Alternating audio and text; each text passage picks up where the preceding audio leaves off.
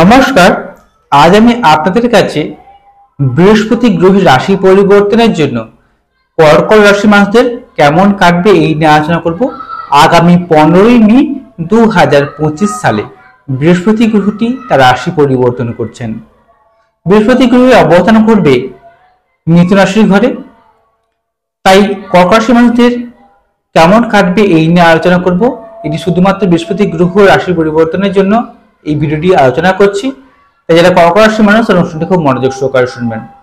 জ্যোতিষশাস্ত্রে বৃহস্পতি গ্রহ সর্ববৃহৎ গ্রহ এবং জ্যোতিষশাস্ত্রে বৃহস্পতি গ্রহের গুরুত্ব সর্বাধিক।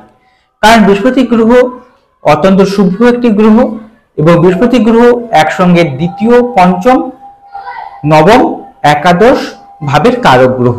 তাই বৃহস্পতি গ্রহের গুরুত্ব জ্যোতিষশাস্ত্রে সর্বাধিক দেওয়া হয়েছে। কারণ বৃহস্পতি গ্রহের এতগুলো ভাবকে যেমন কন্ট্রোল করে থাকেন, ঠিক তেমনি বৃহস্পতি গ্রহের দৃষ্টি খুবই শুভ মনে করা হয়। বৃহস্পতি গ্রহ যেভাবে দৃষ্টি প্রদান করে সেভাবে শুভত্ব এনে দেয়। তাই বৃহস্পতি গ্রহের গুরুত্ব সর্বাধিক। এই বৃহস্পতি গ্রহ রাশি পরিবর্তন করছে আগামী 15ই মে 2025 সালে। এর জন্য কর্কট রাশি মানুষদের কেমন কাটবে এটা আজকে আলোচ্য বিষয়। তাই যারা কর্কট রাশি মানুষেরা রয়েছেন, ভিডিওটি দেখছেন, তারা খুব মনোযোগ সহকারে ভিডিওটি শুনবেন। নমস্কার, আমি অ্যাস্ট্রোলজার প্রণবাচার্য। আপনারা দেখছেন অ্যাস্ট্রোলজার বেঙ্গলি। এই চ্যানেলে আপনাদের সবাইকে স্বাগত জানাই। আপনারা নতুন হয়ে থাকলে চ্যানেলটিকে সাবস্ক্রাইব করবেন, বেল চিহ্ন টিপবেন, অল নোটিফিকেশনে ক্লিক করে দেবেন। এর ফলে আমি প্রত্যেকটি ভিডিও আপলোড করা মাত্রই আপনারা সবার আগে নোটিফিকেশনটি পেয়ে যাবেন। এছাড়া আপনারা যদি আমাকে জন্মছক বিয়ে করতে চান তাহলে মোবাইল নাম্বার রয়েছে, এই মোবাইল নাম্বারে যোগাযোগ করবেন।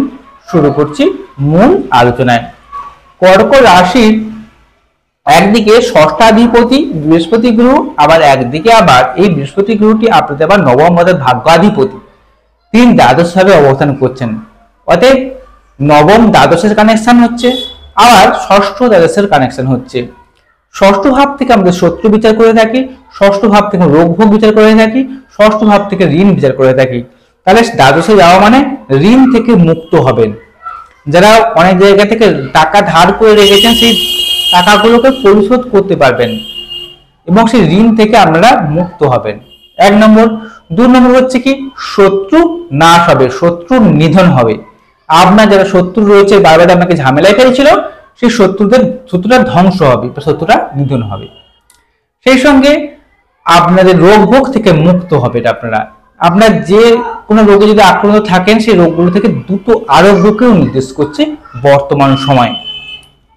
কিন্তু নবম পতি দ্বাদশে যাওয়ার জন্য ভাগ্য উন্নতিতে একটু হলেও ডিসব্যালেন্স আসার বাধা প্রাপ্ত হবেন। অতএব আপনার যে কাজগুলো একচান্সে হওয়ার কথা ছিল সেই কাজগুলো একটু পেন্ডিং হয়ে পড়ে যাবে বা আটকে যাবে কিছু সময়ের জন্য। তবে সেই কাজগুলো আবার উদ্ধারও হবে, তবে একটু কিছু সময়ের জন্য একটু বেগ পাবেন। তবে নবম দ্বাদশের কানেকশনের জন্য যারা ঘর থেকে দূরে যেতে চাইছেন, বাইরে গিয়ে কোনো কাজকর্ম করব, বাইরে গিয়ে থাকবো, পড়াশোনা করবো, বাইরে গিয়ে পড়াশোনা করবো, হায়ার কোনো ডিগ্রি কোর্স করব, বা বাইরে গিয়ে কোনো রিসার্চ করব, গবেষণামূলক কাজের সঙ্গে যুক্ত হব, পিএইচডি করব, খুব ভালো এই সময়টা তার জন্য। তারা যান এই সময় চলে যান, এই সময় 15ই মে পর থেকে আপনারা চলে যান। বাইরে কোনো কাজের উদ্দেশ্যে হোক, পড়াশোনা করার উদ্দেশ্যে হোক, রিসার্চমূলক কাজের সঙ্গে যুক্ত যাওয়ার সঙ্গে হোক, যে কোনো কাজের উদ্দেশ্যে ঘর থেকে দূরে চলে যান। সাকসেস এনে দেবে আপনাদেরকে। এই সঙ্গে দ্বাদশভাবে বৃহস্পতি গ্রহ থাকার জন্য ঈশ্বরের প্রতি ভক্তি বাড়বে, কারণ ওটা মোক্ষের ঘর। তাই ভক্তি শ্রদ্ধা যেন বৃদ্ধি পাবে। এই সময় মনে হবে যেন ঠাকুর মন্দিরে কিছু দান করি, ঠাকুরের সেবা যত্ন করি, এমন মানসিকতা সৃষ্টি হবে। তবে দ্বাদশে বৃহস্পতি গ্রহ থাকলে কি হয়, ব্যয়কে কমিয়ে দেয়। অতএব আপনার যে টাকাগুলো অযথা ব্যয় হচ্ছিল, টাকা জমাতে পারছিলেন না, টাকাগুলো এবারে জমাতে পারবেন এবং ব্যয় ভাব কমবে। বৃহস্পতি গ্রহ দ্বাদশে অবস্থান করে তার পঞ্চম দৃষ্টি প্রদান করছে আপনাদের 4th হাউসে। খুব ভালো এটি। এর ফলে আপনাদের গৃহ সুখ বৃদ্ধি হবে, ঘরের মধ্যে সুখ থাকবে, শান্তি থাকবে, ঘরে পরিবারের সকলের সঙ্গে সম্পর্ক বৃদ্ধি হবে। আপনাদের কন্যা সন্তানের ঘর 4th হাউস থেকে বিচার করা হয়ে থাকে, তাই কন্যা সন্তানের সঙ্গে সম্পর্ক ভালো হবে যদি কন্যা সন্তান থাকে আপনার। 4th হাউসে দৃষ্টি প্রদানের জন্য আপনাদের ঘরের মধ্যে সুখ শান্তি বৃদ্ধি পাবে। ঠিক তেমনই জমি জায়গা যদি কিনতে চান সময়টা অত্যন্ত ভালো, কোনো প্রপার্টি সেল করতে চান সময়টা খুব ভালো, 2 চাকার গাড়ি 4 চাকার গাড়ি যানবাহন ক্রয়ের জন্য সময়টা ভালো, মায়ের সঙ্গে সম্পর্ক ভালো হবে, মা যদি কোনো শারীরিক সমস্যা ভোগে, অসুস্থতায় ভোগেন, সেই অসুস্থতা থেকে মা মুক্ত হবেন এবং মায়ের সঙ্গে সম্পর্ক ভালো হবে, মা আপনার সঙ্গে সম্পর্ক ভালো হবে, মায়ের কাছ থেকে হেল্প বা সাহায্য পেতে পারেন বৃহস্পতি গ্রহের কৃপায়। বৃহস্পতি গ্রহটি তার সপ্তম দৃষ্টি প্রদান করছে আপনার রাশির ষষ্ঠ ভাবে। এর ফলে শত্রু যেমন নাশ হবে, যে কোনো প্রতিযোগিতামূলক পরীক্ষায় আপনাকে জয়লাভে সাহায্য করবে, যে কোনো কম্পারেটিভ এক্সাম যেগুলো রয়েছে সেখানে সাহায্য করবে সফলতাতে। তাই যা চাকরিমুখী পরীক্ষা দিচ্ছেন, চাকরির জন্য চেষ্টা করছেন, তাদের বলবো 15 মের পর থেকে সময়টায় কাজে লাগান, চাকরি পাবেন,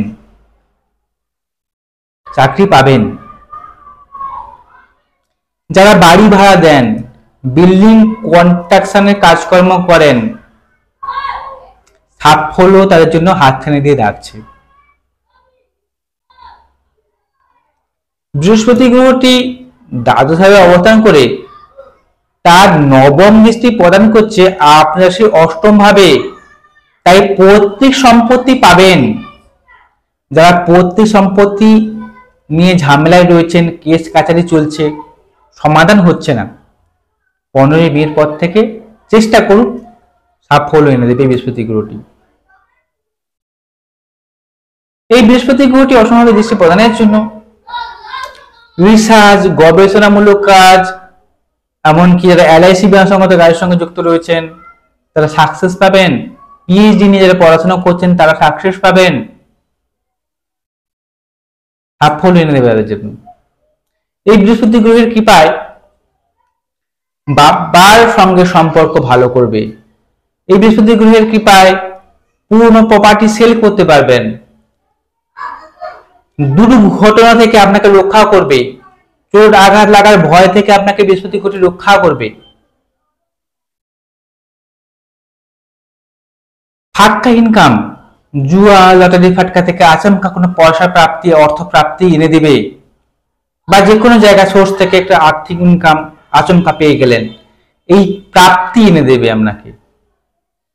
পৈতৃক সূত্রে হোক বা পারিবারিক সূত্রে হোক বা যে কোনো ভাবে হোক, কোনোভাবে অর্থ প্রাপ্তিকে নির্দেশ করছে। তবে আমি যে কথাগুলো বলছি শুধুমাত্র একটি মাত্র গ্রহ বৃহস্পতি গ্রহের গোচরের উপর ডিপেন্ড করে, আমি আপনাদের জন্মছক বা ঠিক কিছু দেখতে পাচ্ছি না। জন্মছকে দেখতে হবে বৃহস্পতি গ্রহটি আপনার লগ্ন সাপেক্ষে কোন ভাবে বসছে বা অবস্থানটা কেমন রয়েছে, ডিগ্রিগত ভাবে কতখানি বলাবল পেয়েছে, নবাংশ চার, দশমাংশ চার, বর্তমান সময় কোন গ্রহের দশা অন্তর্দশা চলছে, বৃহস্পতি গ্রহটি রাহু কেতু বা শনি দ্বারা পীড়িত হয়ে গেছে কিনা, রবি দ্বারা কম্বাস প্রাপ্ত বা লব্ধপ্রাপ্ত হয়েছে কিনা, এগুলো দেখে একটা পুঙ্খানুপুঙ্খ তথ্য বলে দেওয়া যায় বৃহস্পতি গ্রহের কৃপায় কতখানি আপনি ভালো ফলাফল পাবেন। এই অতি অবশ্যই আপনারা আপনাদের জন্মছক বা ত্রিকোণটি বিচার বিশ্লেষণ করাবেন। আপনারা যদি আমাকে জন্মছক বের করা চান তাহলে মোবাইল নাম্বার রয়েছে, এই মোবাইল নাম্বারে যোগাযোগ করবেন। যদি অনুষ্ঠানটি ভালো লেগে থাকে চ্যানেলটিকে সাবস্ক্রাইব করবেন। নমস্কার, সবাই ভালো থাকুন, সুস্থ থাকুন।